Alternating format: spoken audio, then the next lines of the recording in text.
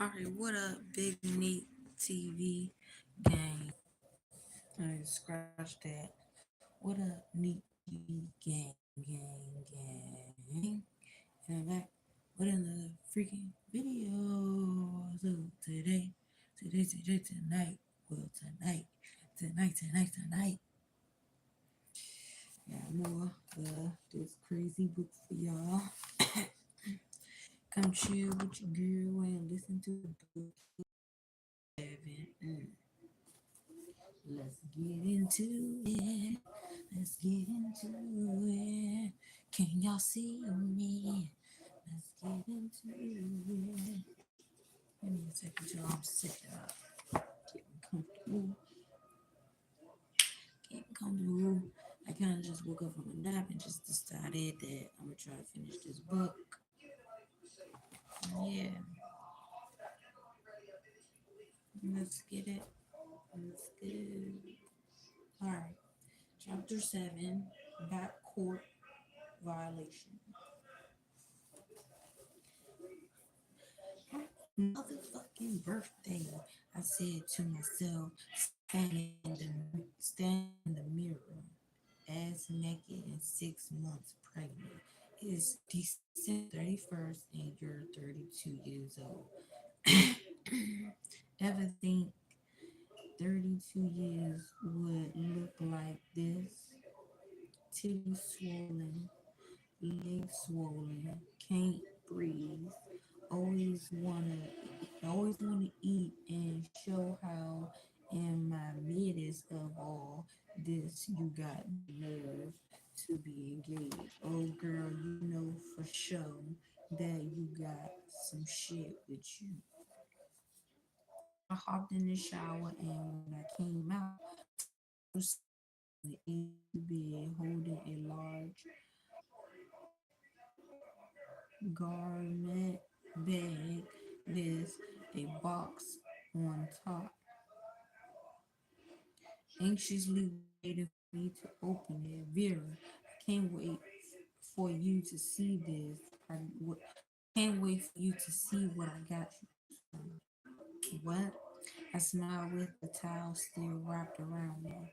Open it. I zipped, I zipped open the garment bag and oh my God, Taj. I feel, I full, what? Oh my God, Taj. A full length chinchilla with the matching hat. How'd you know?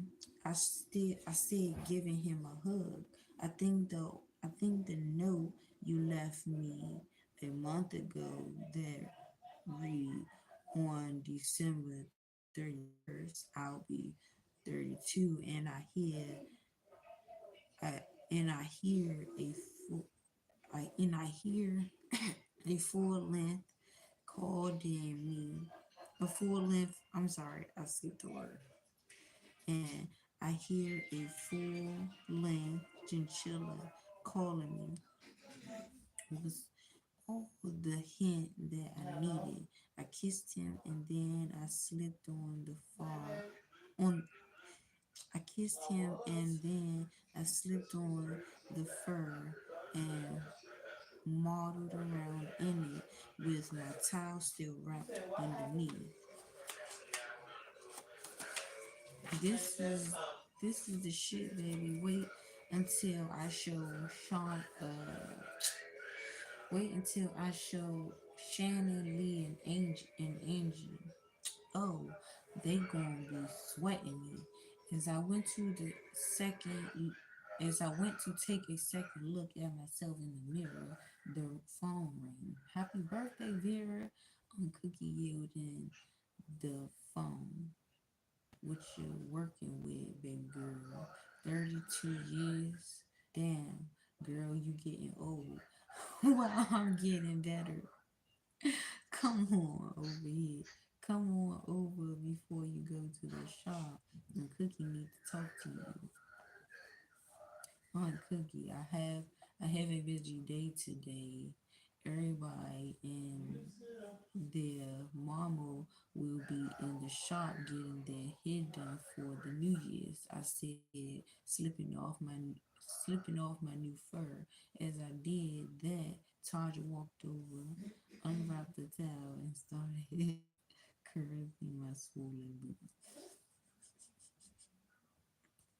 You too on Cookie, you'll call her back, he whispered.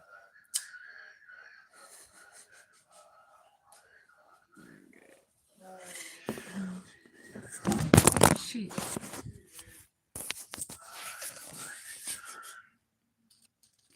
Okay,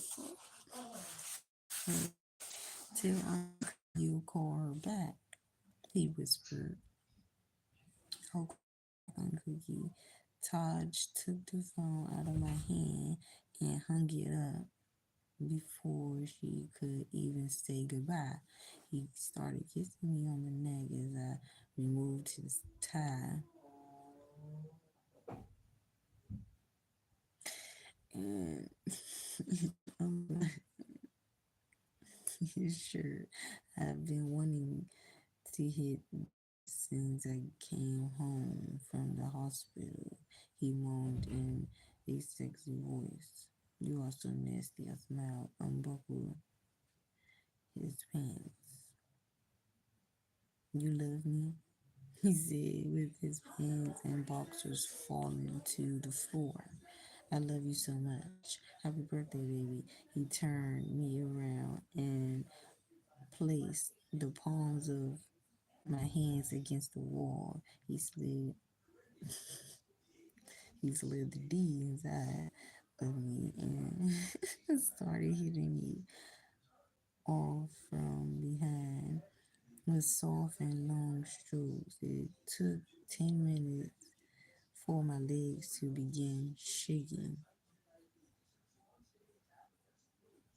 I mean, for my legs to begin shake as my juices slid down and ran between my legs. Started thinking that maybe being 32 might not be so bad after all. And Cookie must have been timing my dick session because as soon as Todd stopped shivering, yeah, as soon as Todd stopped shivering, yo, shit. Uh, Soon as Todd stopped shivering, she was on the phone. You coming over here or what? I said we need to talk. Todd patted me on the ass. I'm going to take a shower, he whispered. Why can't you just tell me on the phone? I said to Aunt Cookie, looking at my fur again. You getting smart, she snapped. Aunt Cookie, please. Plus, Taj and I were just over there for Christmas. Oh, hold up. I asked you to come and see me, and you telling me about Christmas. I've been reduced to only being seen on the holidays like like a retarded cousin or something. Do you do you tell Taj's folks that? Especially since he spent half of Christmas Day in Newark, smiling all in Betty Green's big ass pie face, just ha ha ha all over the place like South 14th Street is winter fucking wonderland. It wasn't even all that on Cookie. Yes, it was. You were happy as a drag queen in Boys Town. All I know is that you better remember which side your bread is buttered on when the shit go down. Them is his folks. I rolled my eyes already and I already had a headache. Never mind, fuck it, she said. You ain't got to ride with me, shorty. I know it's your birthday. It's all good. I almost forgot that your family don't mean nothing no more. Rwanda is a crackhead and I must be a $2 hoe. You think your uncle boy is a stick up kid, don't you? Taught DMX his tricks, jumping out of bushes and shit. On Cookie, please, don't you think that's going a bit far? Nah, don't try and clean. Nah, don't try and clean it up now. It's all good. Nah, I mean, all of a sudden, all of a sudden, you're grown now. No more time for Aunt Cookie, but when you were a little girl and your birthday came, I was the best thing since sliced bread. Now I ain't now I ain't shit you're getting dick on the regular and on Cookie can't even get 5 minutes to say happy birthday. Girl, what you mad? Why you mad? Barely wanted to be with you when you was kid when I was a kid. So what? What you mad for? Why you mad? On Cookie, I said, trying to cut her off before she started it on her. Ungrateful since I've been wearing thongs lecture. I'm talking Miss Ver. Seems to me that seems to me that your G string is glued too tight because between your ass. Truth be told, ever since you've been wearing thongs and shit, can't nobody say nothing to you. Don't worry, it's all good. You got that. But I'ma tell you, if I had a mama, not saying that you don't because I ain't your mama, know how, but if I had a mama, I would come around. I would come running when she called me. I would never put a little nappy-headed client before her, but I don't have a mama and I'm just your aunt. So let me be quiet and let you go and take care of your business. I took a deep breath. I'll be over there in a few minutes. I hopped in the shower, came out, got dressed in my what Gap maternity jeans, matching top, and blue Gucci loafers. I slipped on my full length chinchilla, kissed my man goodbye, and headed to Aunt Cookie's house. Aunt Cookie really gets on my nerves. Never mind that I'm 6 months pregnant and feel like I'm about to pop the fuck out open. I can hardly breathe. I piss every 5 minutes, and my legs and ankles are always swollen. You ain't got to ride with me, shorty. Is the smart ass shit she says. Fuck all my pregnancy issues. I mumbled as I started driving. My voice, what the fuck is going on? Fuck, oh, none of that matters. All that matters is that she needs to see me real right now. I pulled in front of Aunt Cookie's row house. My thoughts showed my thoughts slowed down, then suddenly came to a complete halt. There was a cloud of black smoke floating from the porch and into the street. I pulled out my cell phone and hit 911. Oh my God, the house is on fire. Just as I was about to press send, I could see Uncle Boy standing in front of a grill he had on the front porch with a big ass bag of charcoal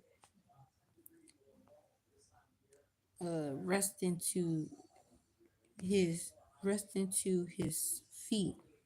I parked my truck and got out. Uncle Boy, I called from the sidewalk. What are you doing? Hey baby girl, happy birthday. I'm roasting some corn, pig feet, and steak. You want some? I wanted to say hell no, but instead I said no, no thank you. As I s- as I stepped onto the porch, the smell was making me wanna throw up. Uncle Boy, do you know what you're doing? The house looks like it's getting ready to explode. I almost called the fire department. You know, the last time you started grilling, the neighbors complained. Be quiet, he said with an attitude. All of a sudden, you want to act like Cookie Jr. Go, go on in the house. He had come. You, I mean, had you come earlier, you would have seen your mama. She passed by here on her way to look for a job. We gave her a few dollars to hold her over for the week. If Rwanda needed money, why didn't she ask me? That sort of hurt my feelings, but I shrugged it off. And I'm, I'm,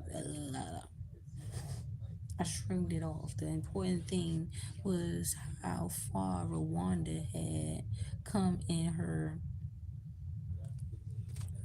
um recovered had come in her recovery. She was entering the final stages of her program and soon would be able to come home for good. Finally, she was learning how to be independent by looking for a job um, and solving her problems without getting high. Hopefully, she'll come by the shop today, I said. Uncle Boy didn't respond. I think I hurt his feelings by turning down his barbecue. I went to apologize, but smoke got all in my throat and I started to choke. Uncle Boy, I called. You need to cut that shit off. Somebody gonna file a complaint against you. I don't think you know what you're doing. Uncle Boy, you need to put that fire out. Not to mention it's almost January. Say it with me. January. January. Uncle Boy frowned up his face. He had a 40-ounce can of Colt 45 in his hand and slammed it down on the small car table next to the grill. Vera, let me tell you something. When you was small, I let Cookie discipline you because I felt that I needed to spoil you. Now I'm thinking perhaps you needed your ass tapped. You needed your ass tapped. Seem to me that's you. That's you got it. Crook. What crooked? They sound retarded. I'm grown and I don't need you in my business. Is this Negro trying to tell me off? Wait a minute. Did he just say that I had it crooked? Uncle Boy, there's no need for you to get an attitude. I don't have an attitude. I'm just putting my thing down, little girl. Little girl, this nigga talking to me. Cause you girl, he continued to say, get it. Cause you girl, he continued to say, got it crooked. Fall back, mom. Oh hell no. I know this old ass nigga ain't trying to talk smack, is he? cut my eyes at Uncle Boy. First of all, what you do hold up, what do you know about a little fallback, mom? And second of all, it's got it's got it twisted, not crooked. Little girl, please, he said, waving his hand. Little girl, seeing that he was obviously pissed off, I felt that making a point of how I wasn't worth the argument bumped it. You cussing? Uncle Boy looked at me as if he wanted to knock the taste out of my mouth. You done turned 32 and you cussing in my face. Cookie, he yelled, you better tell this little girl something. I can't believe that he's telling on me. Whatever, Uncle Boy. Yeah, whatever. You and your Aunt Cookie need to need to let me grill. I'm a grown ass man. If the fucking snow is falling and piss is dropping from the sky and I feel like grilling, then damn it, let me grill. If you don't want to eat my shit, then don't eat it. I pay mortgage here. Matter of fact, the mortgage is paid off, which translations to mean that this is my shit. Understand, little girl?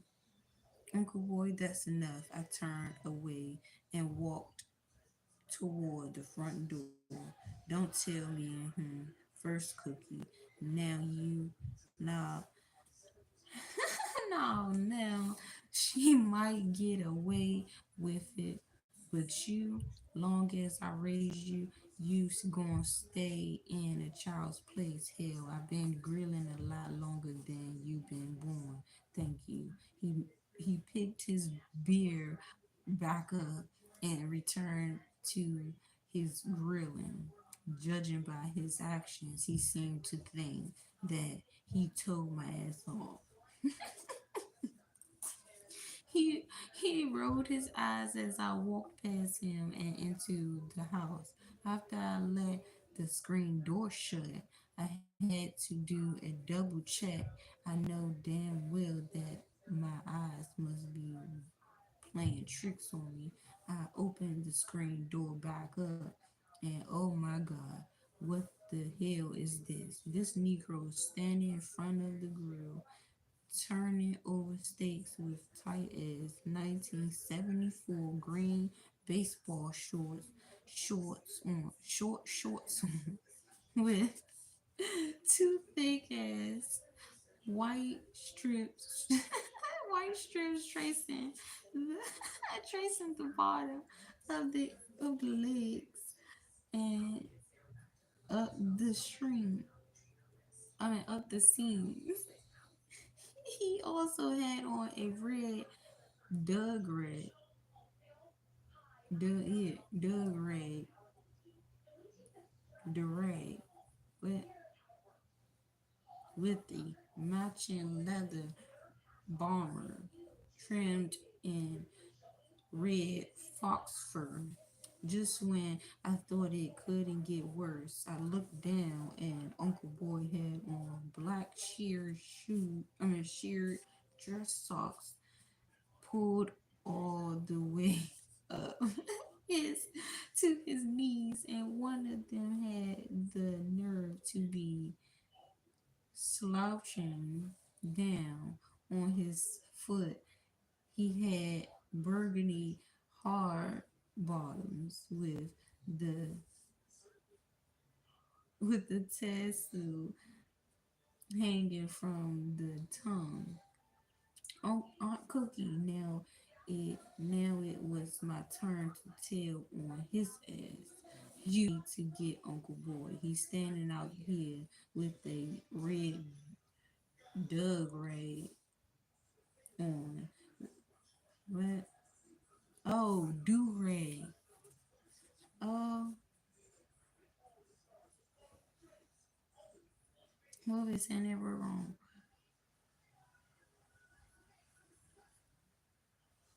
Let me start that part of where I seen that word first. He also had on a red do rag with a matching leather bomber trimmed in red fox fur. Just when I thought it couldn't get worse, I looked down and Uncle Boy had on black sheer dress socks pulled all the way up to his knees, and one of them had the nerve to be slouching down. On his foot he had on his feet he had burgundy hard bottoms with the tassel hanging from the tongue. Aunt Cookie, now it was my turn to tell on his ass. You need to get Uncle Boy. He's standing out here with the red do rag on, with the string tied around the front and hanging on the side, looking like an old ass blood. Uncle Boy looked at me, curled up his lips, and growled, "Gone, get, step your little fast ass out of my sight. You in my space and all that belly you got, you got is making it crowded." Did he just call me fat? I thought, oh hell nah, oh hell no. This old ass wanna be Richard Roundtree motherfucker. Oh, if I could cuss his ass out and get away with it, I would. Letting Looking at Uncle Boy, my eyes started hurting. I was convinced his ass was crazy. Suddenly suddenly my stomach started boiling as I imagined what disco diva Cookie Turner sporting was sporting in the house. Uncle Boy looked back at me. "Be gone, baby girl." Then he turned to his what portable radio and raised the volume. Al Green was singing about how to stay together. All I do was all I could do was shake my head, pat my belly, and say, "Baby, mommy's sorry." I walked back in the house and headed to the kitchen. Aunt Cookie was sitting at the table taking a 3-liter bottle of of ginger ginger ale to the head, and a tray full of crackers were sitting in the middle of the table. Her eyes were droopy, and even her big blonde wig seemed flat. I looked at her and knew she had to be sick. "On Cookie," I said, placing the back of my hand to her forehead. "Are you feeling okay?" "No, good girl. No, baby girl. On Cookie ain't doing too well. That's why I'm glad to see you because we need to talk. I'm gonna give you your birthday gift tomorrow. It wasn't ready today. I had it specially designed. Oh yes, it was that. It was be that Tiffany heart what tog togly necklace I told her I wanted. Can you tell me what it is?" I plead. "Oh, baby girl, it's bad. Got diamond, got diamond chips in it and everything. Diamond chips, yeah. It's a 3-finger ring with your name on it. I started to get you some bamboo door knocker earrings, but they didn't sell them anymore. I remember how you used to like to step on them." I'm Cookie. Nobody wearing that shit anymore. Stepping on earrings went out with salt and pepper push it, and I and a 3-finger ring anyway. Aunt Cookie, I want to know how long you haven't been feeling well. That's a little more important to me.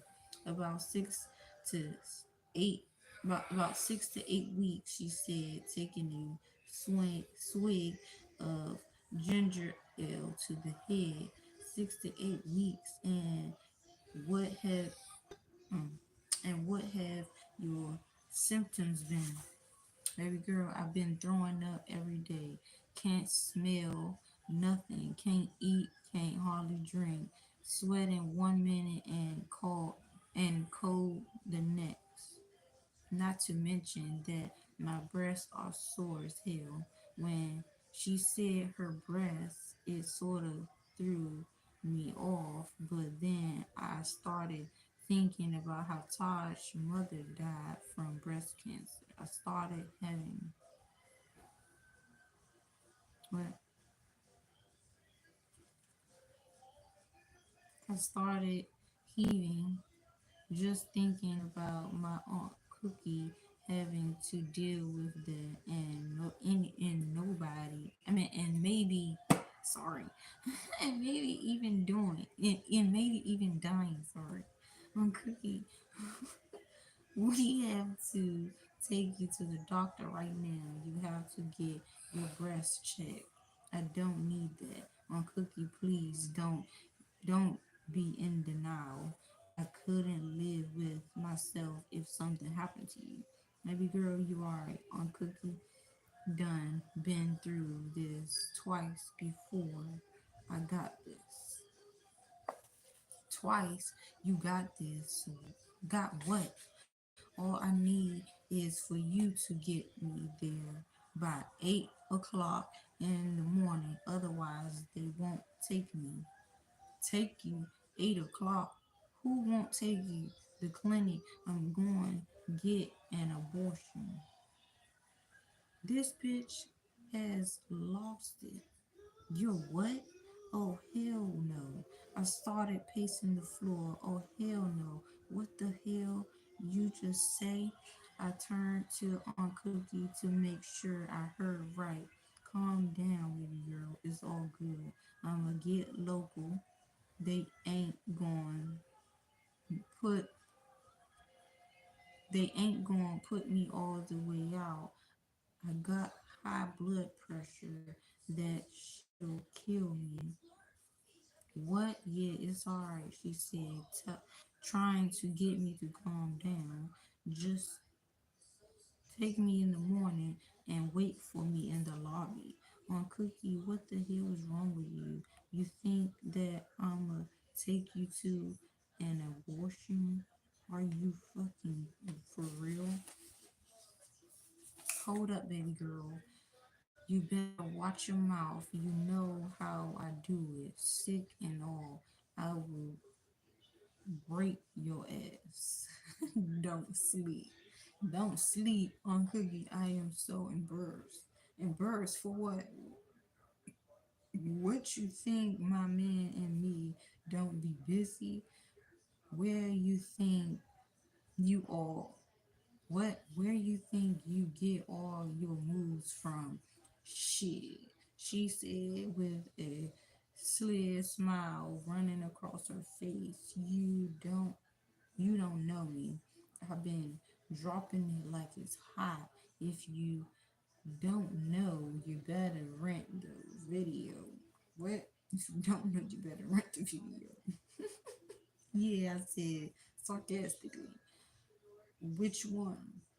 The bootleg R. Kelly tape? Oh hell no, Uncle Cookie said, struggling to get out of her chair. Have you lost your ever loving mind talking about R. Kelly? As long as he's singing happy people, he's straight with me. She reached for me, but I jumped my pregnant ass back. I ain't crazy. Suddenly, it clicked who Aunt Cookie's been creeping with. Oh shit, Mr. Bennett. I looked at Aunt Cookie and said, whose baby is that? Is that Mr. Bennett's baby? Oh, oh my God. That baby probably ain't uncle boys. Taj about to have a little brother. He gonna die. Oh my god. Though whose baby is that? I started freaking out, my voice getting louder. You don't even know, do you? Holy shit, Aunt Cookie doesn't know who the baby daddy is. Oh my god. Oh my god. Y'all come with me to the kitchen. I gotta check my food. Cause I got food in the oven. I need to check it. Cause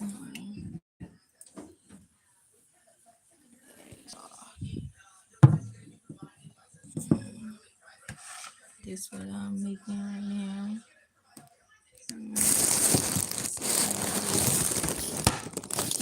I'm making I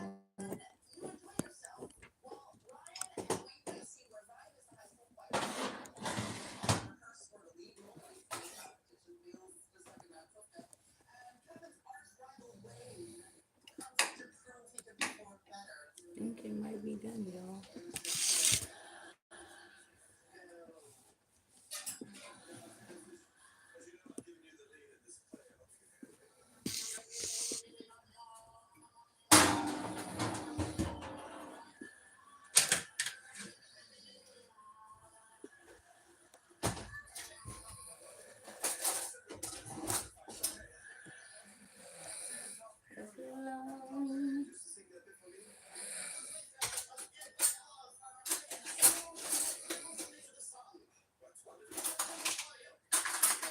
See, that's not what I want. What I want to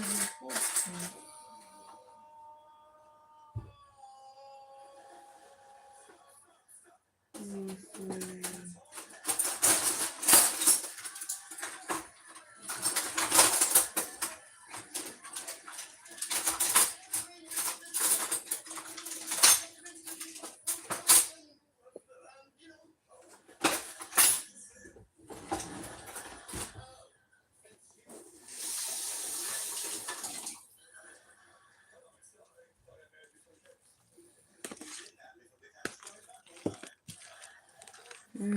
Y'all.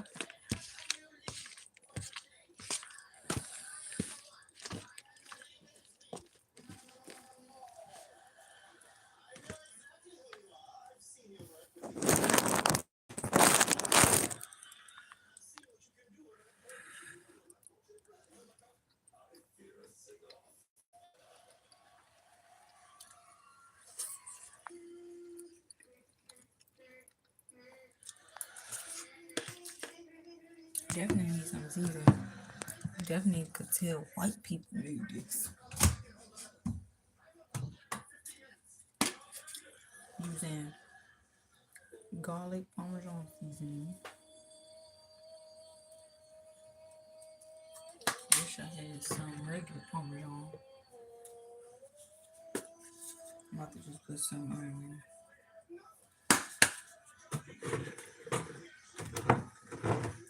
I'm about to just put some so provolone cheese on it because it's hot. Yeah.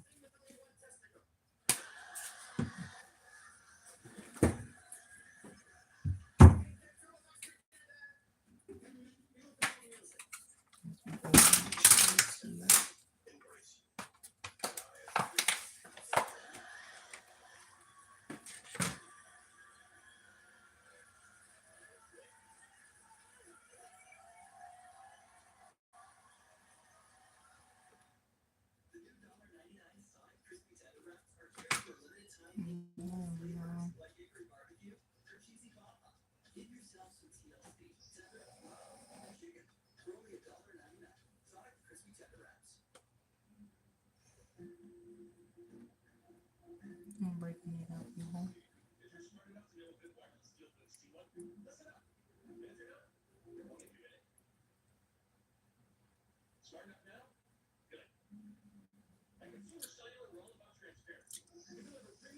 I pretty much forgot to tell y'all it's gonna be like a live mukbang reading. I be feeling like I'm saying that word so country mukbang. Mukbang. I like cheesy. Who like pasta? I like pasta. This is called creamy tomato basil.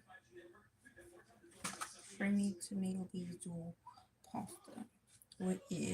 Which is the pasta is panini pasta with a basil pink cream sauce. Mm-hmm. I might need to put it in the microwave so it can melt some more. In fact, not even in the microwave.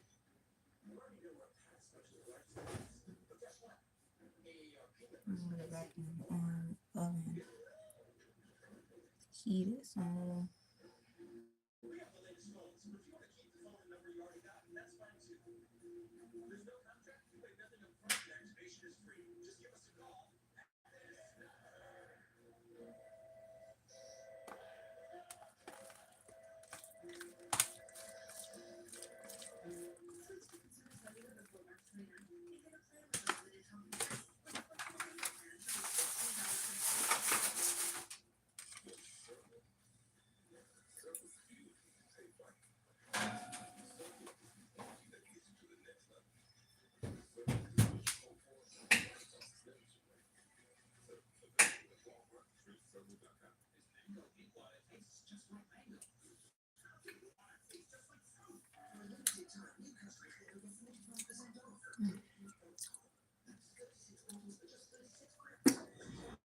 Oh yeah, y'all. It's called Mix and Match. Is the Safeway version.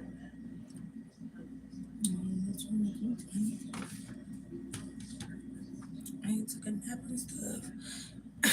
As I got back from the store, I got some ice cream, some sherbet ice cream. They ain't have the original sherbet ice cream, so but they had just the orange flavor of the sherbet ice cream. So that's what I got because any sherbet I like. So that's what I got from the store. And then after I came from the store, I was watching. I think I was watching.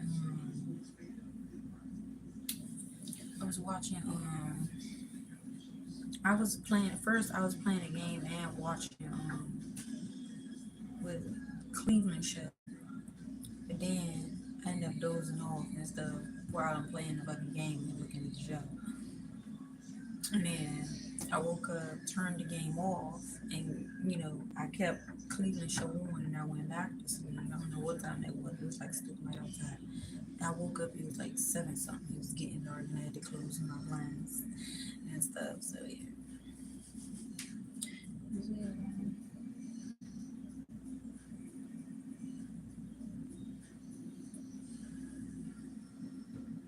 I'm just waiting till the cheese melt.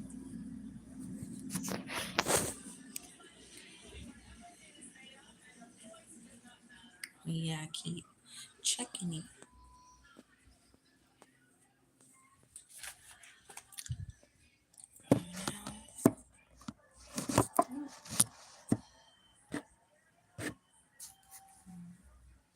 Just give me where was I?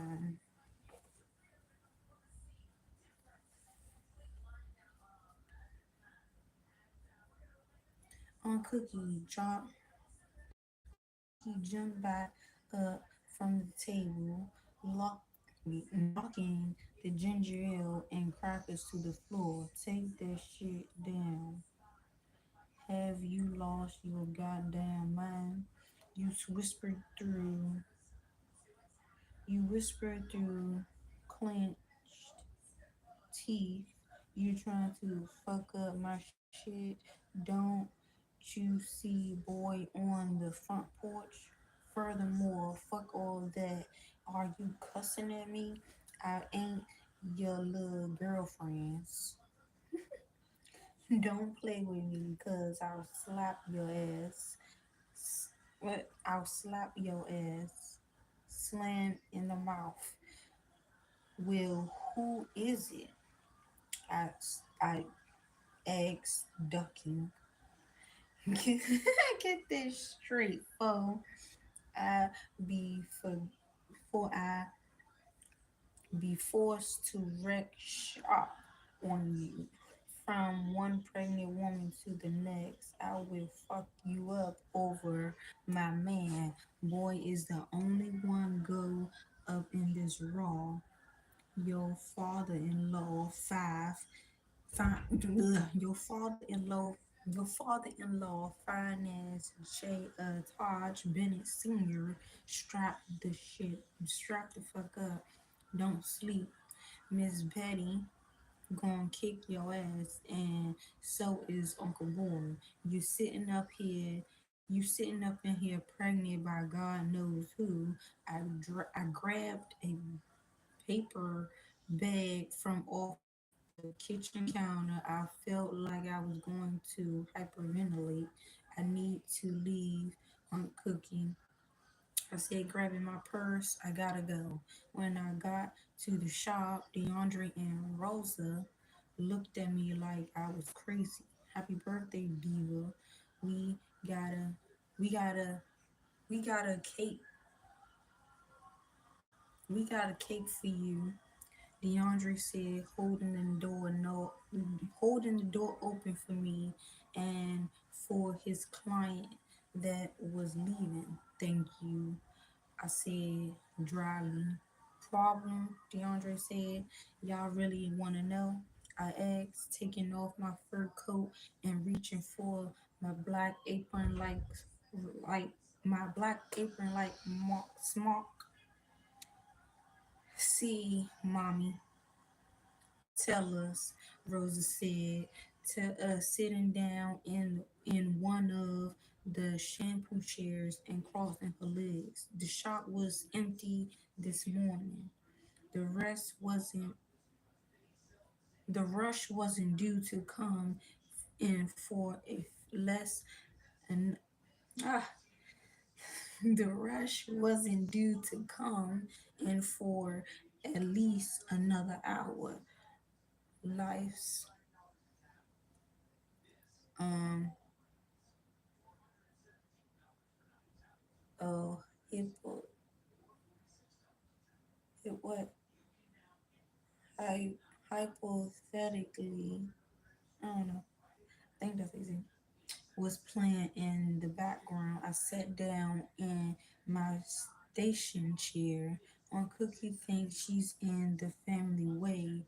I confessed. Family way. DeAndre mumbled to himself, oh my god. On Cookie thinks she's pregnant. Oh shit. One of them change of life babies. Oh hell no. My mother had one of those. Dad, hold up.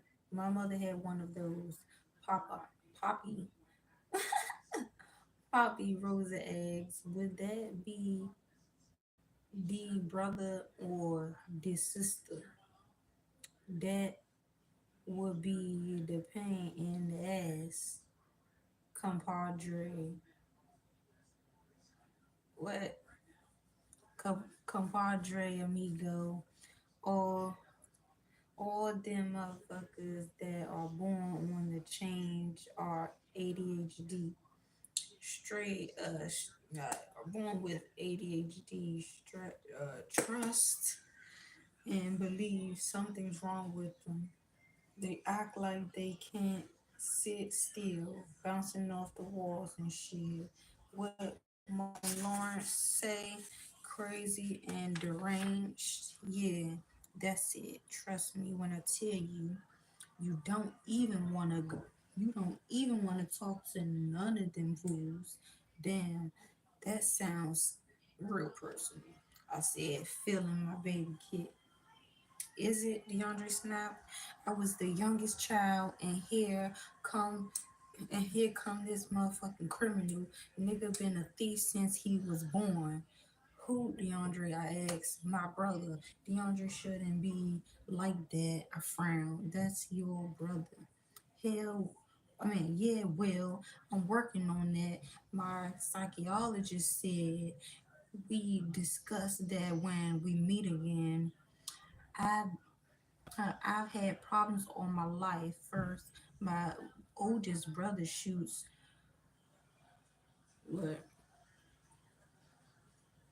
shoots Rudolph, and then his change of life, motherfucker, come. Then this change of life, motherfucker, comes along. But Rudolph getting shot, now that was the worst. Do you know what that does to a kid?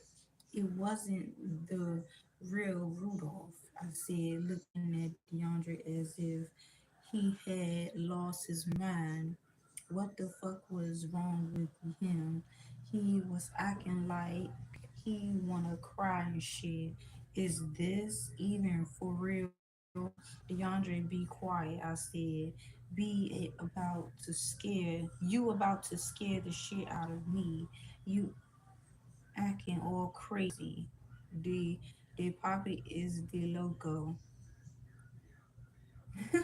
Rosa laughed, taking her finger and making the crazy sign. DeAndre fell out laughing. I'm just I'm just bugging y'all for real. Y'all know I'm just bugging. For some reason, I felt like his ass was quite serious, so I peeped at him with one eye closed. Don't get to acting like a motherfucking fool up in here. Me acting like a fool?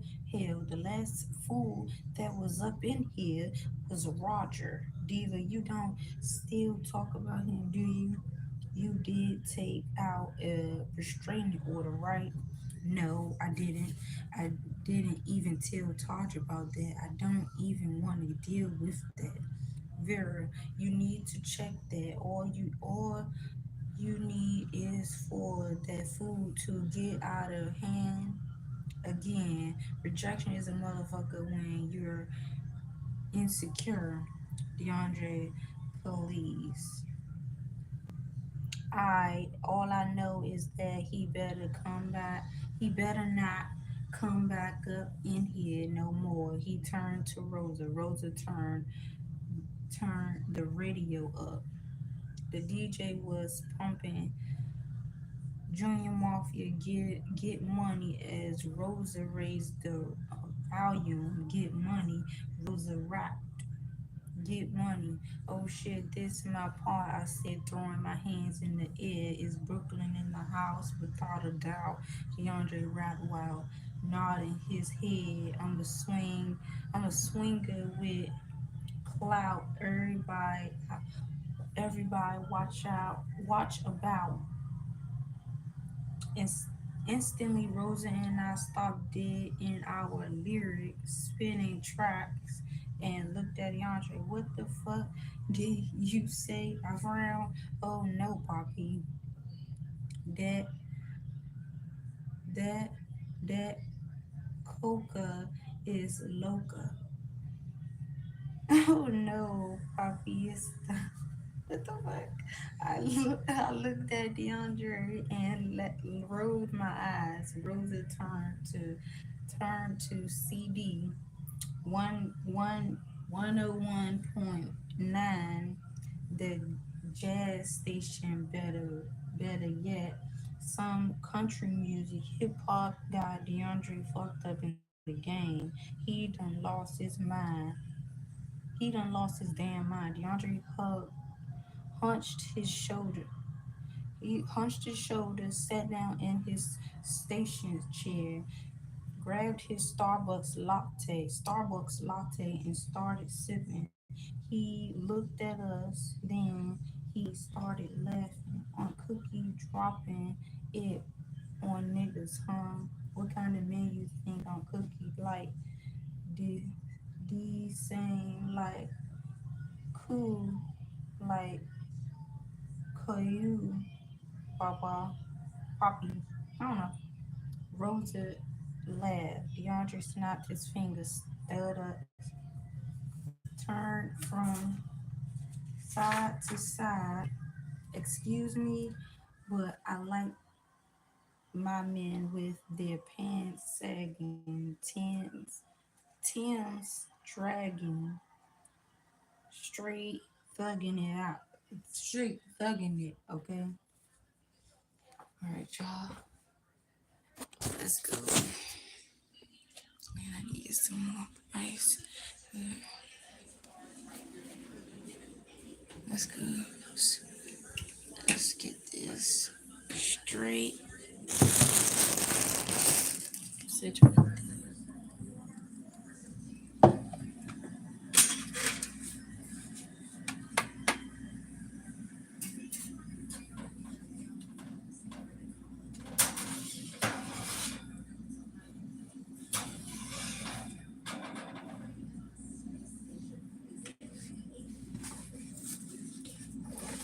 They hot, y'all. Alright. Got some peas. I'll be right back.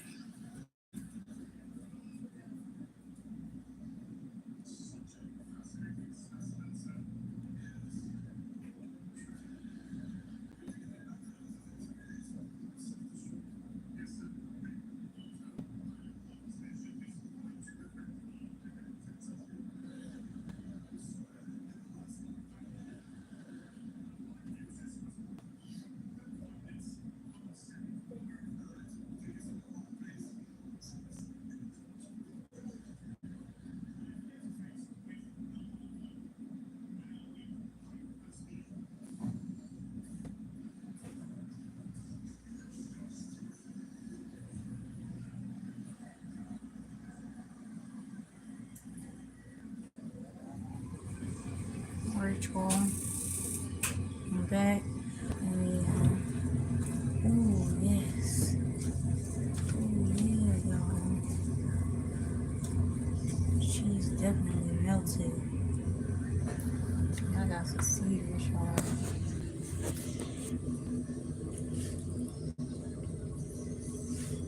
Oh,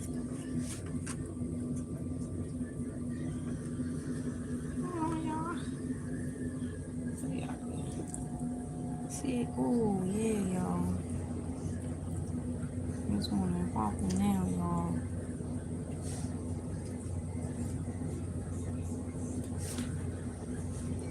Mm-hmm. It's hot. Mm-hmm. Let me get some ice, y'all.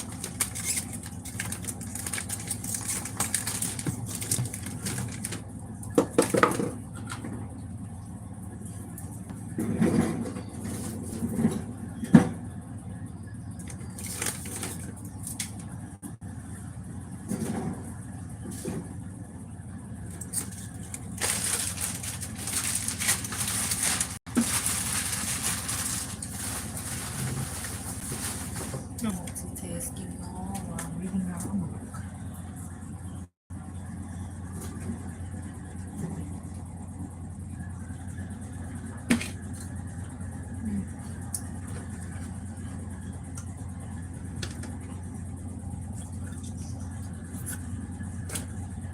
Y'all know I love me some ice.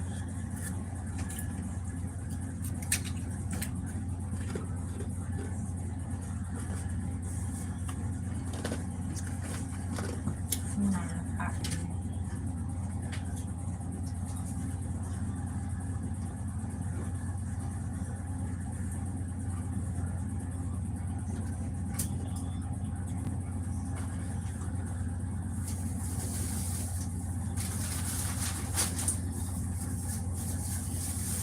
I'm usually the bed outside.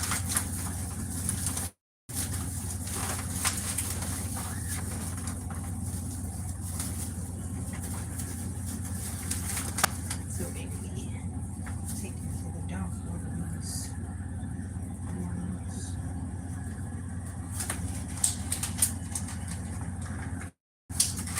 Earlier, y'all, my sister ain't come either.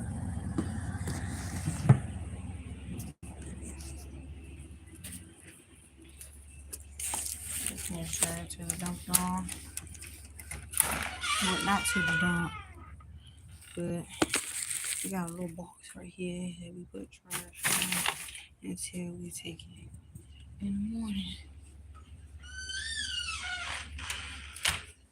Lock the lid back. Let's get out.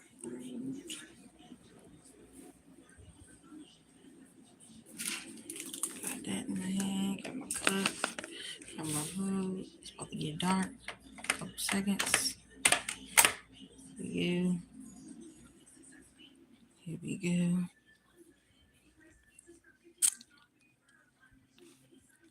Yeah, y'all. Let's get into this. Y'all reading y'all book. Places to put stuff at you, know what I'm saying? You see, I'm sitting there, so it's gonna be a little long video because I'm still reading to y'all posts. I'm reading with y'all. So, give me a second.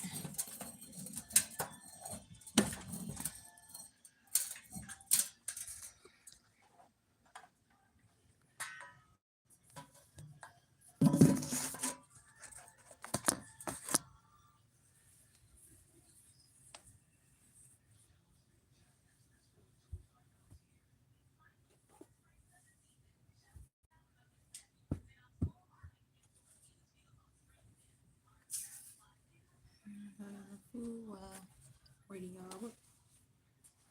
Where was we?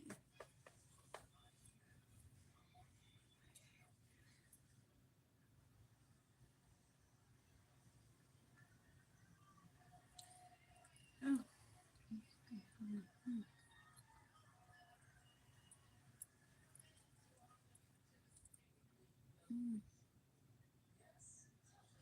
yes.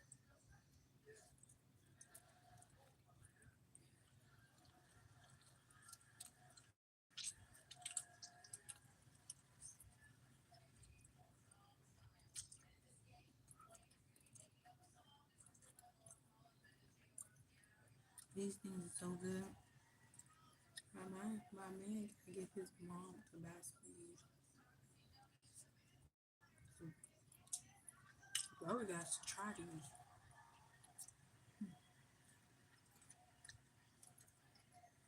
Mm-hmm. All right, y'all.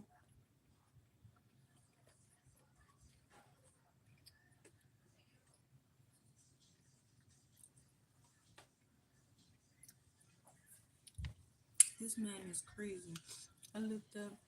I looked DeAndre up and down with his tall, slim frame, mid brown, flawless skin, and curly black hair. I had to shake my head at his pretty ass. Just just plain pretty. Didn't didn't make no sense. His ass looked just like a sweet Charles. Sweet Carl Thomas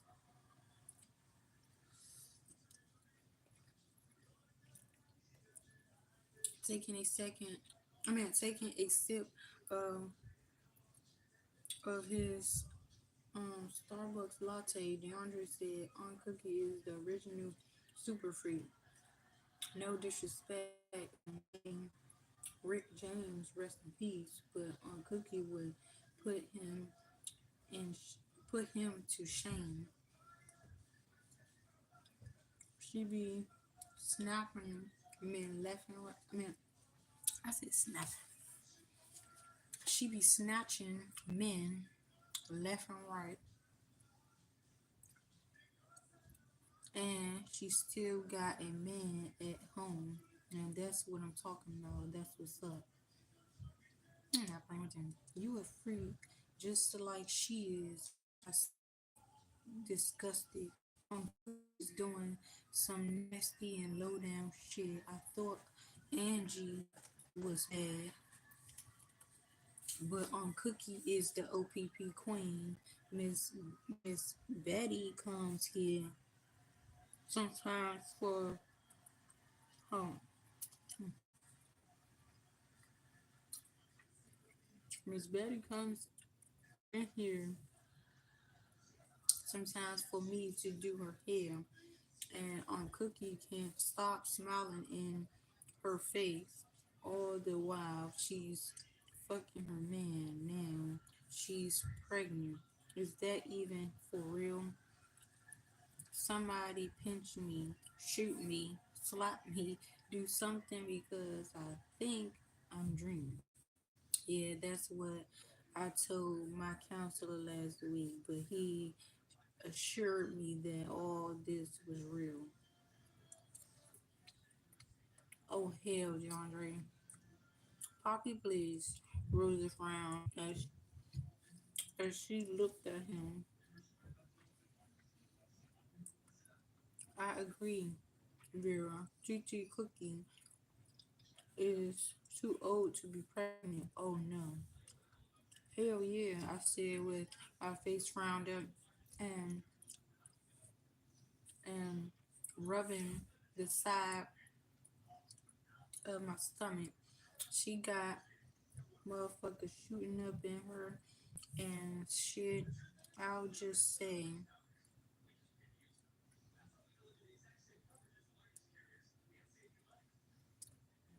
mm, yeah, I had to make sure I was saying the word right sentence. And shit, ow, ill. Just as I said that Taj and his father walked in, here comes the culprit now. I whispered to DeAndre and Rosa. Mr. Bennett, they asked with their mouths dropped open. Mr. Bennett, I confirmed through my teeth, smiling at my beautiful man. Taj glided in, and I swear to God, every time I see my man, he looks better and better. That's how I be feeling about my man. I walked over, gave him a kiss on the cheek, and whispered in my and hold up. He walked over, gave me a kiss on the cheek, and whispered in my ear, "Damn, you look so good." I think the baby must have heard his voice because it started kicking and moving from side to side.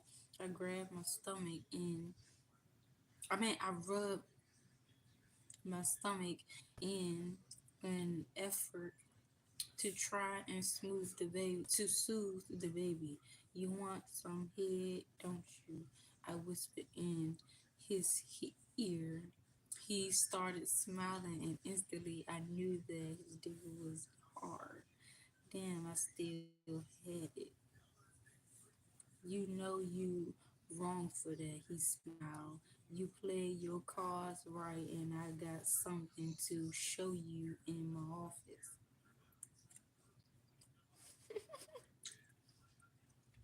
Keep talking smack, and the nut that I'm a buster you gonna have you pregnant for years. He said in my ear. I started blushing and cracking out laughing. I playfully pushed him, walked over, and kissed Mr. Bennett on the cheek. Mr. Bennett, you know I heard something funny. What, baby? Oh, and happy birthday. Thank you. The funny thing I heard is that your grandchild someone's grandchild will have an aunt or uncle the same age. Then I watched his face and waited for a reaction. Todd looked at me like I had lost my mind. DeAndre and Rosa was rolling. Were rolling. Rosa was laughing so hard that not a sound was coming from her mouth. Hell, I thought that's what he gets for screwing my my aunt Cookie nasty ass. Oh God.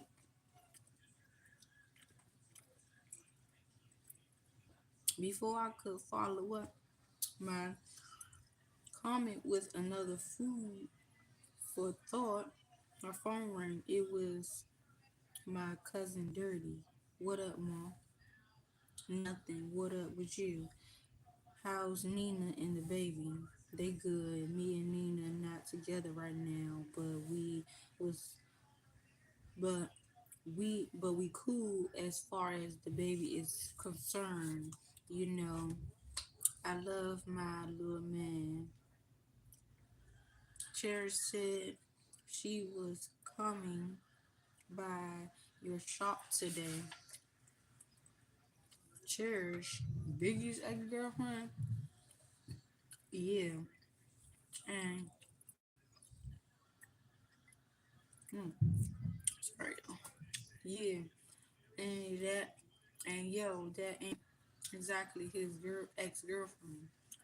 Dirty please. She just told me that she ain't want nothing to do with him.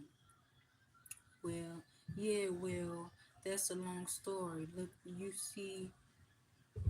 look, you seeing your mom's? No, not yet. Why? A program called when he said that my heart dropped. And what? They said she missed curfew last night, came in late, and before the counselor could get to speak to her, she'd already left this morning. You know I ain't feeling that shit, right? I looked around to see if anyone was looking at me. Of course, Taj was, so I couldn't speak my mind. What? You can't talk? Dirty eggs? No, not really. Well, check this. If I find her on the street corner, I'ma drag her ass back to rehab. I mean that shit. Ain't nobody left but us. You know, Biggie upstate with the feds now. He's on some football number type shit. When he was in the streets, you couldn't tell that nigga nothing. Trust and believe, once I had my son, I wasn't feeling being in the streets no more. My shit is legit.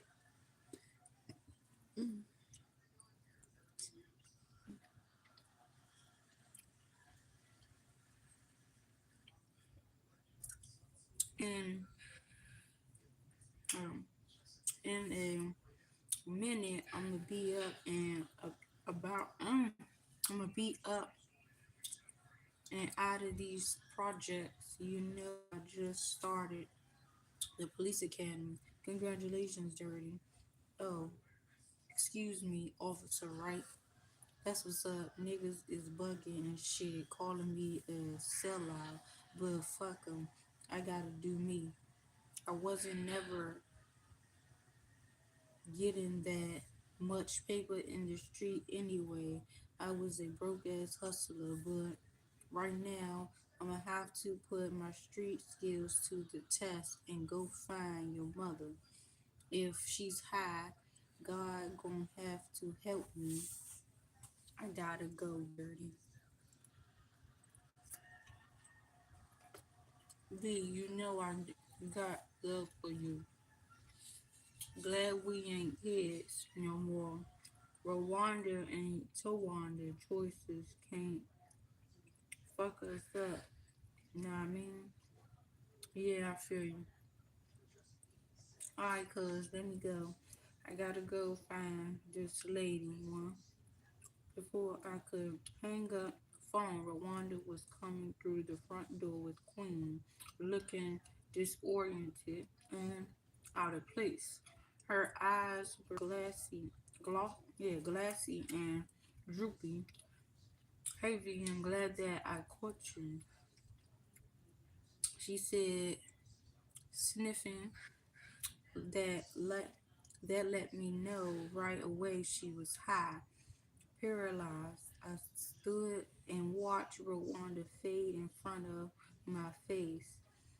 It seems like just yesterday I went to visit her in rehab. She was healthy, smiling, and reminding me of myself, so close to fulfilling the fantasy that I carried around in my heart as a child.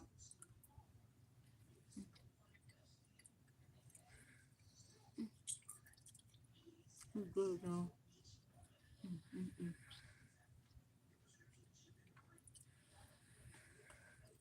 But nevertheless, here we go, paint. Here we go again.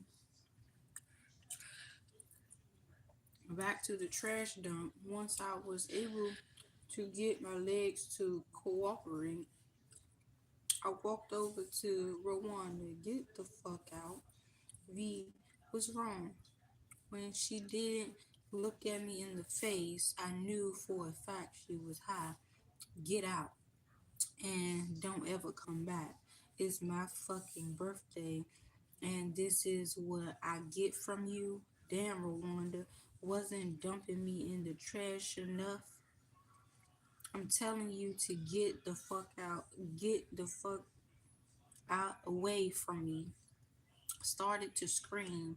Then I remembered that I wasn't in the shop alone. I had to be strong for appearance sake. I didn't want anyone to know how much faith and trust I had in Rwanda's being clean. For some reason, I felt like her being clean would exonerate me.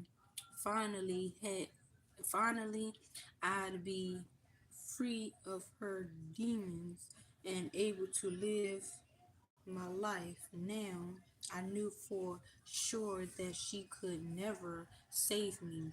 V, you can't be for real. You're gonna have to listen to me. Rwanda looked at me and tears rolled from her eyes. She looked at Queen and then she looked back at me. Get out. I was scared. I was careful not to look anyone in the face. I can't stand here anymore. I just can't. I practically ran to my office and slammed the door. Once inside, I flopped down in my chair and placed my head on the desk. This was deja vu. I had been in this place. I had been in this same spot, feeling the same way at least 100 times, and just when I thought that things had changed, here I was again. Vera, open the door, Tosh said, knocking on the door. I opened the door and wiped my eyes. What the hell is really wrong with you that you think you can can that you think you can talk to your mother any kind of way. He said, obviously upset. Taj, do you know? Do do I know what how it is to be a dope fiend's kid? What is like to starve? What do I know that she placed you in the trash dump? I'm sick of that shit. Get over it. You're grown. You're getting ready to be a mother and you acting like a damn kid. I wouldn't care if your mother was high or not. The next time you disrespect her like that, we got problems. You understand? You're taking her side. Vera, please, I'm sick of you fucking complaining. I don't want to hear it anymore. Now you need to just accept that you have a drug addict mother and move on. So please stop it. I don't ever want to hear you tell your mother to get the fuck out again. Taj, this is my shop. I wouldn't care whose shop it is. Don't ever, don't you ever talk to your mother like that. I'm pregnant. I cried. I can't believe you taking her side. Pregnant, he smirked. Now being pregnant is a weakness. You were also pregnant when you treated your mom with you treated your mother like shit. I'm not buying that one, Vera. I love your ass too much. That's part of your problem. But me loving you and you being pregnant has nothing to do with you embarrassing us. Rwanda is my child's grandmother, and I won't have you disrespecting her again. It just hurts so much to see her like that. I can't take it. Then, baby, that's what you say, he said, calming his voice down and pulling me close. Tell me how you feel and stop all this tough ass get the fuck out shit. Please stop it. I don't know what is really what I don't know what is hurting Rwanda so much that she feels she has to get high, but she's your mother, Vera, and that's not going to change. You gotta stop throwing fits. One day Rwanda may get clean and refuse to fuck with you. Cause when she was at her lowest, you buried her. Understand? Mm-hmm. You need to apologize. Oh, I don't think so. You really need to. If my mother was still living, I would apologize all night long if I needed to. Think about that. I'll be by later, he said as he rubbed my stomach. Let me use your truck. Pops and I caught the train over here. I'm gonna take him back to Jersey and I'll see you when I come back. Oh, I almost forgot that slick shit that you said to my father earlier. Stop it. Whatever he and Aunt Cookie called themselves doing is none of our business. Damn, this nigga don't miss a beat. I said as we walked out of my office and into the shop after Taj and his father left. DeAndre and Rod DeAndre and Rosa didn't say a word. Instead, we pretended like the situation with Rwanda never happened and went on about our day. At the end of the night, I came home and got right in the bed. How how could Rwanda be getting high again? Didn't she?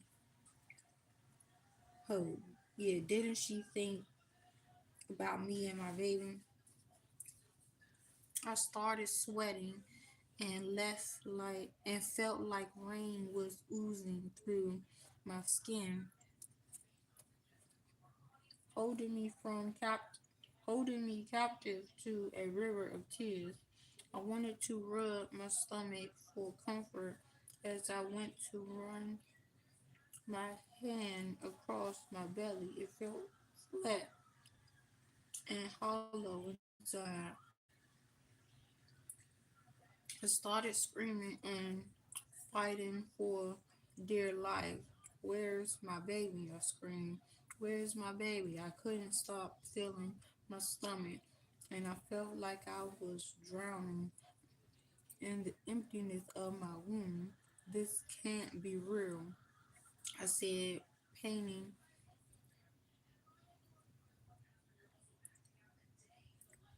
Uh, yeah, said painting,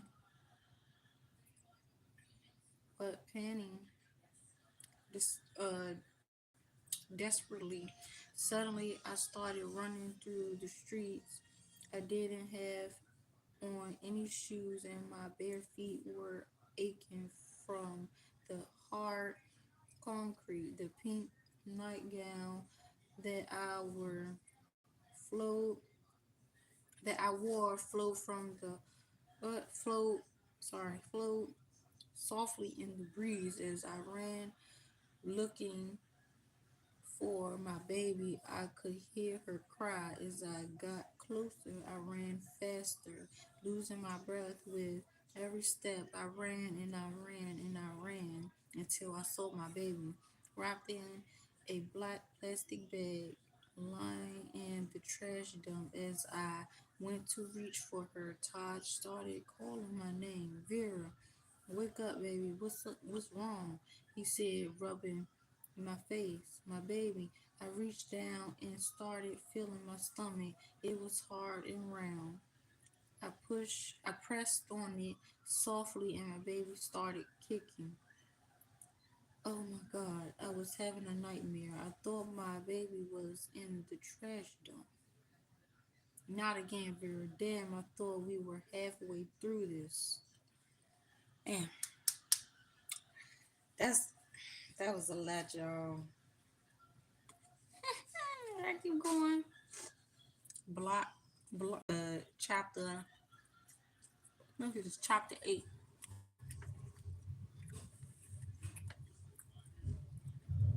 All right, block shot.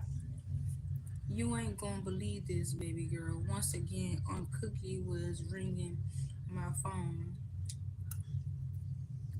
First thing in the goddamn morning, as if all I have to do is wake up and talk to her. Jesus, what am I not going to believe?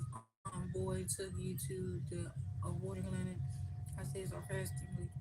Oh, you want to be knocked the fuck out?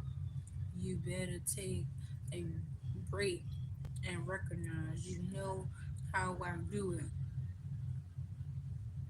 You know how I do it anyway. I wanted to I wanted you to know that I went to the doctor yesterday and he said that I'm going through a little change. What do you mean a little change? A womanly change. I mean a womanly situation. Like what? You have to speak plain English to me. Alright, I ain't pregnant. I'm going through menopause.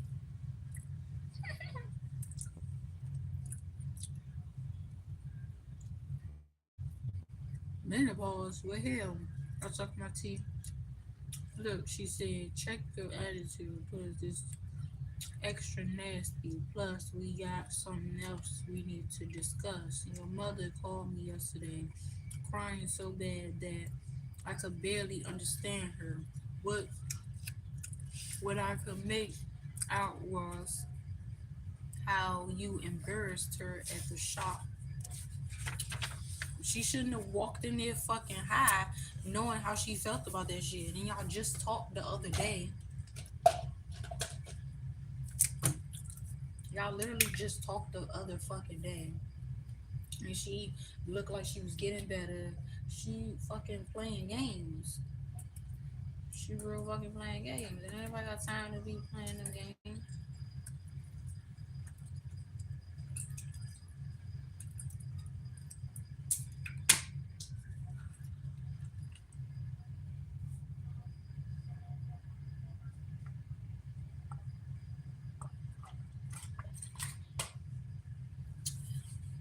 embarrassed her. She was standing in the shop high. Look, Rwanda is sick with a lot of problems. Sometimes in life, you when you think things going straight is when everything turns upside down. And it seems that all the steps you've taken were wrong. Like what, Uncle Cookie? Like your mom was seeing Larry yesterday. What did you just say, Uncle Cookie? I said praying that I heard wrong. Larry, Larry Turner, my father, he's still around here. Yes, he was still around here. Why? And when did Rwanda see him? What did he want? On Lincoln Street, she went to visit Queen, and there he was on the street watching her. He even started calling out her name. Rwanda said that everything rushed through her head, through her mind, and she didn't know whether she was coming or going. So she was high. Vera, on Cookie Screen, did you hear what I just said? It ain't about you. Then who is it about? Rwanda, for once on Cookie Snap, don't nobody care about Larry, but Rwanda does. Please, on Cookie, Rwanda should have told me that yesterday. She should have called me, come came to me, something, and told me that. Instead, she was with Queen getting high, and she called you to cry about it. You did you did give her a chance to speak. I mean, did you give her a chance to speak, or did you jump all on her like you jumping on me? I'm not making up no excuses for Rwanda being high yesterday. So she was high. I thought I I thought as I let on Cookie continue, Rwanda is responsible for Rwanda, she said, but you don't know the pain that that child is feeling, the pain that she carries around with her every day. She cries Vera. She crying, don't turn her away. Don't chase her to the point where she feels she doesn't have anyone. Everyone need a little love Vera down. Yeah, well, I said, biting my lip. I don't want no parts of her being high. I can't deal with that. And Larry Turner, fuck Larry Turner. She's still carrying around a little. She's still carrying around a thing for a man that pimped her, got her pregnant, and didn't even look back. Then she sees him and she can't stay sober long enough to cuss his black ass out. Let me see him and I'ma slice his ass. And you can put money on that. Well, you ain't gonna see him. Why and why not? The nigga has disappeared again. Proof he's gone. Well then, on Cookie, you know what I think? I think I said answering my own question. He could be cold in his grave with his ice on his bones, and I wouldn't give a fuck. Fuck him. And if Rwanda wanna run around here and get high because she can't put a nigga in his place, then oh well. Vera, if I could reach through this phone, I would slap the shit out of you. The man is dead. he dropped dead on the street. He was looking, he was there looking at Rwanda, reminding her about how she used to be. He was begging her to come back and look and walk and work the block. He and her work the block, be his bitch. Then when his girlfriend she came, she this then that's when his girlfriend, the same one that set out my dining that set at my dining room table with the raised eyebrows, shoot him to death, called him on the killed him on the spot. Wanda lost her mind. She started crying and screaming. She thought that woman was going to kill her. She cried so hard that she felt like her eyes shed blood. Instead of tears, here was the man that she loved, and he was begging her to be a whore, begging her to come back and work the streets, never seeing that she was a new woman, only seeing the old whore. How you think that made her feel? All of her life, she's felt like less than nothing, and just when she starts to feel good, here comes Larry with his shit. When he called here, I told him to leave her alone, and he still bothered her. He called her and he didn't tell her. I mean, he called you and you didn't tell me. I felt like Aunt Cookie had been lying to me. You've been lying to me, Aunt Cookie. Lying to you. I don't have to lie to you. I don't have to lie to you. Larry is not your problem. He's your mother's. I took care of you. I raised you. I'm always protect you, Vera. You really don't know what it is to be in the street, fighting every time you turn around. So let me inform you. I have fought them all, child. My mama got her ass kicked by my stepdaddy, her boyfriend, and a man she called my uncle, but in the end, she beat herself the worst because she didn't take time out and see what she'd been allowing to happen to herself. All of those years, I had to protect me so that I wouldn't be like my mother, which is why I protected you. My mother died along with men, like life kicked her ass and she could never stand on her own. Now you and your mother have a chance to do better with your lives. I've had a lot of broken hearts.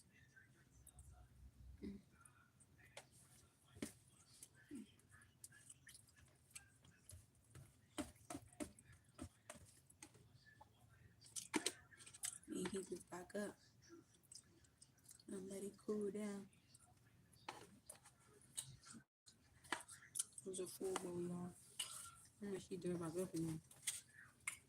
Um,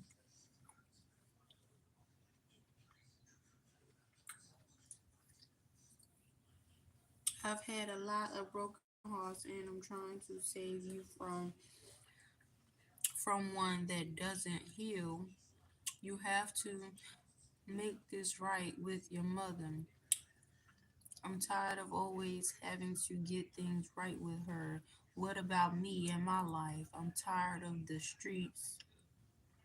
Been Been there and done that. What you know about the streets, Vera? I mean, really. Let me let you in on something. On Cookie has done it all to survive. Trust me, I've been in the nigga's house sleeping with him, laying up with him, cause ain't no place else to go. Using him until I got myself on my feet. Hmm, on Cookie, know about life. No, I didn't get high. I did other shit to survive. I chose to go to school, be a home health, be a home health ed, and work. I met boy, and he loved me for me, despite all the shit that I took him through. There was unmoved and untouched, loving me all the way. Everybody needs that, and that includes your mama. And I mean, that includes your mama. Now I don't know how you gonna do it, but I want it done. You will apologize, and I mean it. You're getting ready to be a mother, Vera. Wouldn't you want your baby to love you no matter what? Wouldn't you stop what you're doing and talk to your mother? I couldn't say anything because I was trying to disguise what I was hearing. I mean, I don't know. I mean, just guess what I was hearing. Your mother, she continued, is back at the program. Everybody needs somebody. Go to your mother. All you got is one parent left. Don't waste your time with her. And the next thing you know, you're really a motherless child. I didn't know what to say. I didn't even know how to begin. My father was dead. My mother was in rehab because she couldn't stop getting high. And the woman that I loved more than anything, my Aunt Cookie, the woman that I thought was stronger than stable, I just found out has a past filled with broken hearts. I'm sorry, I'm Cookie. I said, not knowing how to feel. I'm sorry. Don't apologize to me. I'm straight. Cookie Jolene Turner can take care of herself. You got other shit to attend to. What about the police? What about Larry's girlfriend? The police arrested her this morning. Oh, and just so you know, Rwanda didn't get high until after she left your shop yesterday. How do you know? Because that's what she told me. So you're blaming me for Rwanda getting high. Vera, please get your shit together. Please do right by your mother. You only get one. After I hung up with Aunt Cookie, I called Rwanda Rehab Program. Bryce answered the phone. Hey V, hey Bryce, how are you? I'm making it. Bryce, is my mother available? Well, Vera, we don't usually let the patients here take phone calls during the first stage of the program, but since you're family, I'll do it this time. First stage of the program, I said confused. What do you mean? My mother should be coming home next month. Her 6 months are up. No, her 6 months started over again. I don't agree with that. Why would they start again? I said with an attitude. Agree with what? This recovery is not up to discussion. I'ma be straight with you because I care. But your mom's relapsed. Therefore, she has to go back to the beginning. Recovery is forever. And every time you get high to solve a problem, you have to start over. This motherfucker was pissing me off. He had a lot of nerve. As far as I was concerned, he needed to be worried about his own mother and not mine. Whatever, Bryce. Can I speak to her? Yeah, I'll let you speak to her this time. This time, fuck him. I took a deep breath and kept my thoughts to myself. Before he put Rwanda on the phone, he said to me, think a brother could come by and get his dude hooked up. He was sounding so corny. All I could do was give him half of a laugh. Perhaps call me first. I could tell he was smiling as he gave Rwanda the phone. This is Rwanda, she said. Rwanda, I said, scared she might hang up on me. It's me, Vera. I know who it is. Rwanda, I didn't know about Larry. I'm sorry. Vera, just be quiet. She was pissed off. I've been waiting for you to call because I have a few choice words for your ass. Excuse me, I said, shocked. No, not this time, Vera Wright Turner. I'm so sick of being a little girl that I don't know what to do. I can't blame you for my actions because I'm responsible for me, but I'm sick and tired of trying to get you to love me. I thought that if I got out that hospital, stayed alive, and got clean, that you would love me and your love would be all I needed. I should have known that all this shit was too good to be true. When I saw Larry, I didn't know what to do. Do you know how many times I practiced in my mind what I would do when I saw that man, the man that my heart wouldn't let go of, how I would react? Do you know how many times I wonder how in the hell could I still love a man that turned me out and treated me like shit? Of course not, because you weren't there, Vera. You weren't there. I could tell she wanted to cry, but she seemed more determined to say what she needed to say than to drop a tear. You weren't there when this man that I still love was begging me to be a whore for him, begging and pleading, telling me he would love me if I just turned the trick.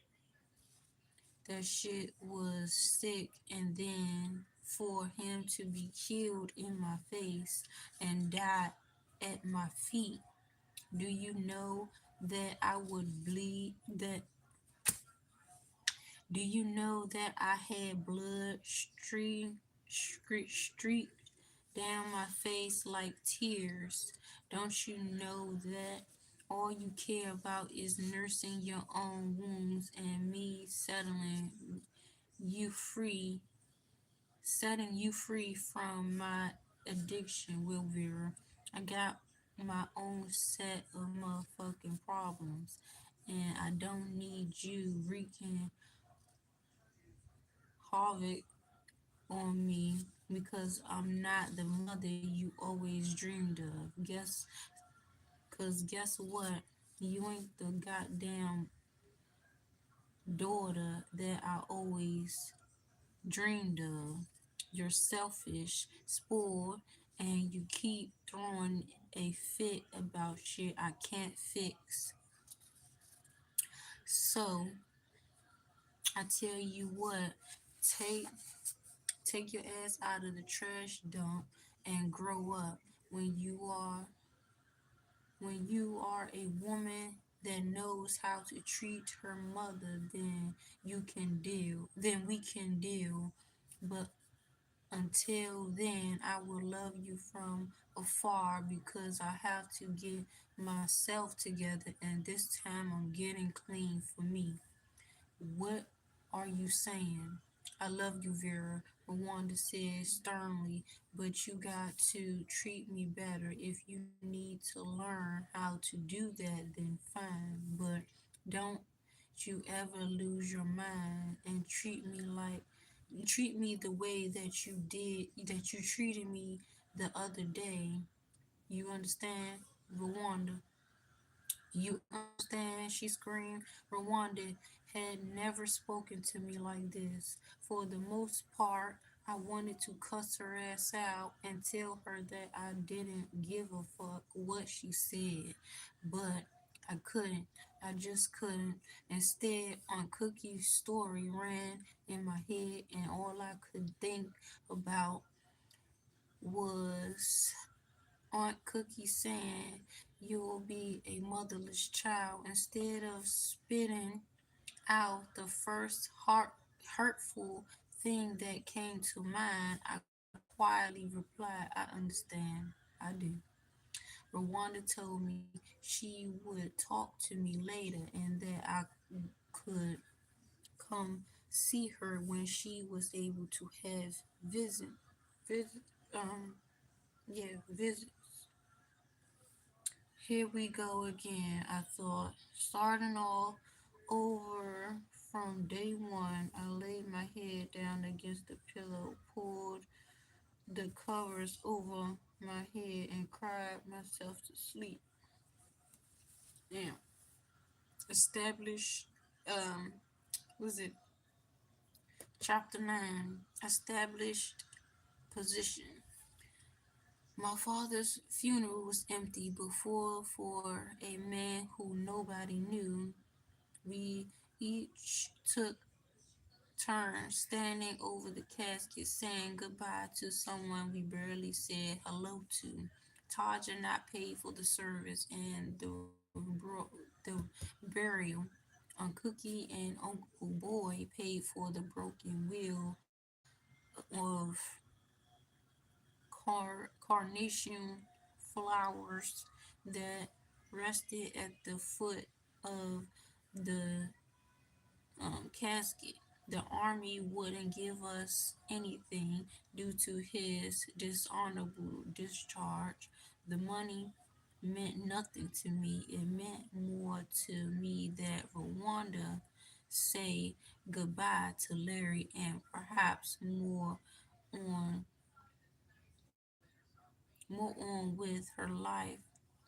I felt like she needed to see him buried. Leaving him in the city morgue with a tag on his foot would never bring her any closure, but looking at him in a nicely carved cherry wood box would give her the strength she needed to say goodbye. Taj and I sat on the bench behind Rwanda, on Cookie, and Uncle Boy. I borrowed church choir sang a barrel. I mean, church choir sang Amazing Grace, and knowing and unknowing, pastor shouted a sermon about a home going and how it won't be long. Don't weep for the deceased, the pastor said, cry for yourself, for he has gone on, and we are still in the midst of the land where the devil is at hand, to glory be to Jesus, the pastor shouted as the organ slammed on the intruding keys.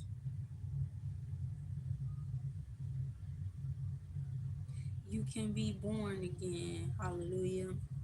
Rwanda cried like I have never seen anyone cry before.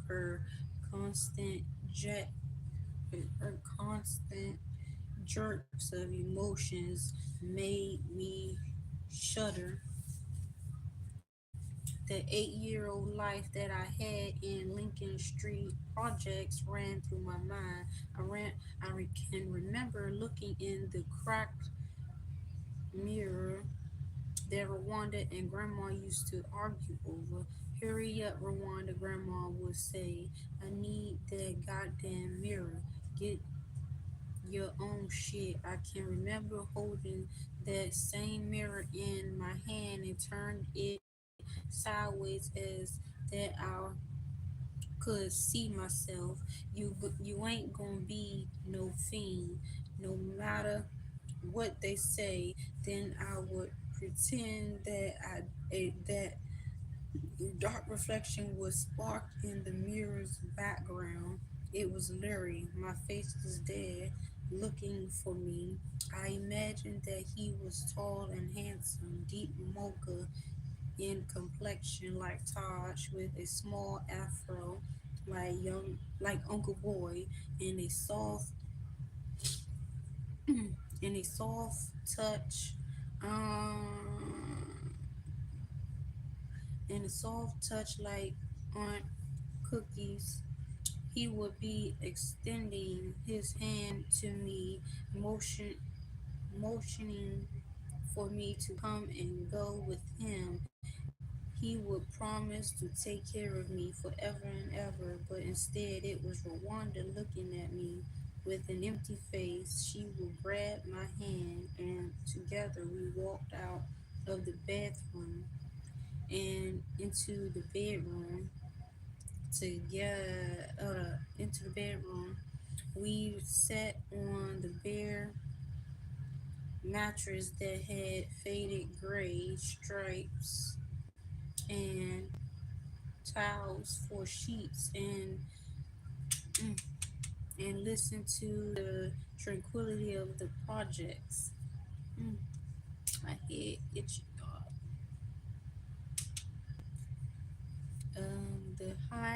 The high pitched clapping of the steel doors to the metal frames.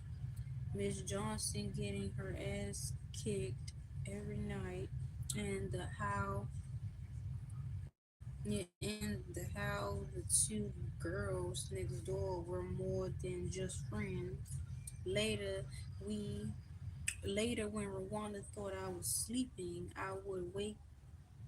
to see I would wake to see her crying with tears dropping over her lips and sliding down the glass dick of a crack pipe. I sat here determined not to drop one tear for a man who never loved or cared for me. Any of the tears that I cried today would be for my mother. My baby constantly kicked and fluttered back and forth. The baby was moving so much that the movement could be seen through the black dress I had on. Todd kept rubbing his hands together as if he were nervous. He kept pulling at his tie, and when it seemed that he couldn't take it anymore, he ran his hands across my belly. My baby kicked, and Taj closed his eyes as if he were saying a silent prayer. After a while, my preacher seemed to be at a loss for words. He probably never held a funeral for a man that only had 5 people in attendance. When it came time for someone to speak, Rwanda dried her eyes as best she could and stood up. I know that y'all probably wondering why I'm standing, she said, looking around, but I want to say goodbye to a bridge that I never seemed able to cross. I have a heart filled with painful memories, but when standing here today to bury yesterday and welcome tomorrow, She cleared her voice. She cleared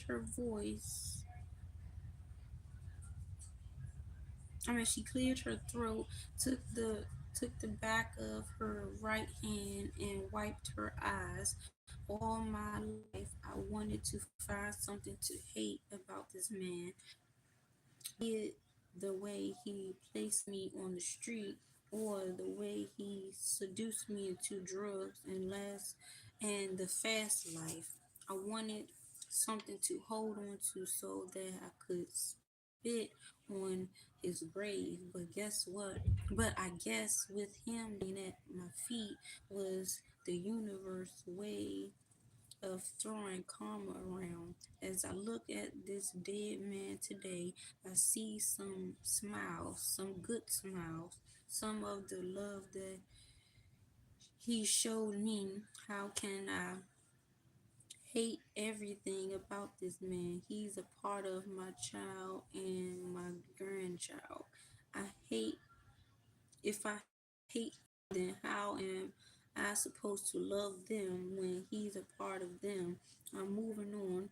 Rwanda said, as us, I suggested that everyone else here does the same. It's time for life to begin and the games to end. Pray for me and I'll pray for you. When we arrived at the cemetery, I didn't know how to feel. I knew I wouldn't cry, but a part of me felt sad that my father was dead, not missing or not somewhere else, but dead, gone, not possibility, sorry, of ever returning. Todd seemed to be affected by Larry's burial more than me. Baby, I gotta get out of here. I feel like I'm about to choke. He snatched his tie from around his neck. When's the last time you've been to a funeral? I asked him while wiping the sweat from his brow with with the back of my hand. When my mother died, Taj moved my hand. I gotta go, baby. I can't breathe in here. After the ashes to ashes and dust to dust, everyone started walking back to their cars. Rwanda kissed me on the cheek as she walked over to Taj's Escalator, sorry. Still standing over Larry's grave, I looked down at the ground. Well, Dad, I guess this is where we get off. I bit my bottom lip. I felt tears sneaking up. You know, I always thought about you no matter what came out of my mouth. I didn't always love you because you didn't always love me, but nevertheless, I still dreamed of you being the perfect dad. So, forgive me for not accepting you for the way you really were, and forgive me for not closing the door on the pain that you caused me and my mother a long time ago. Forgive me for not cutting up all cutting you off the way that I really wanted to. And forgive me for still wondering how things would be if you had given yourself a chance to get to know me. I wiped my eyes, and when I turned around, when Wanda was standing there, I thought you were in the truck with Taj. I was, but I'm here with you now. I'm glad you are, I said, hugging her. I felt like I didn't want to let her go. Don't worry, baby, it's over, she said. And this is the day that we're going to start all over again. Yeah. Alright, y'all, I'm gonna stop there. That was chapter 9. So the next time I come back, I'm starting at chapter 10. Okay. Alright, y'all. Make sure you like, subscribe, and leave your comments down below. And make sure you tell a friend of a friend of a friend of a friend to subscribe. Hit them likes, leave a comments, appropriate comments, And I'll see y'all in the next freaking video. It's your girl, Big Neat TV. And